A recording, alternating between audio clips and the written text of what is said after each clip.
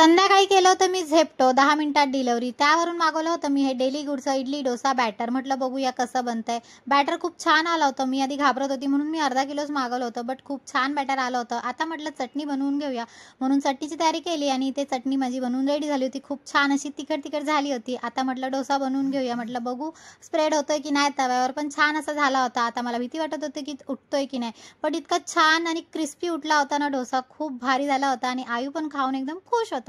त्यानंतर रात्री मी काहीच जेवण बनवलं नव्हतं. गेलो होतो आम्ही बाहेर आणि मग येताना आम्ही आणलं होतं सगळं खाण्यापिण्याचं सामान आणि इथे मी ती तयारी करत होती. आम्ही तिघांनी म्हटलं चला छोटीशी पार्टी करूया म्हणून बाहेरूनच सामान घेऊन आलो होतो खायचं वगैरे. हे फ्राईड राईस, मोहितो, डेझर्टसाठी वेफल घेतलं होतं आयुषने आणि सगळं इथे आम्ही छान असं लावलेलं होतं आणि खायला सुरुवात केलेली होती. खूप मजा येत होती. खूप गप्पा मारत मारत आम्ही खात होतो. तिघांची आमची छोटीशी अशी आम्ही पार्टी खूप दिवसापासून केली नव्हती म्हणून म्हटलं करूया.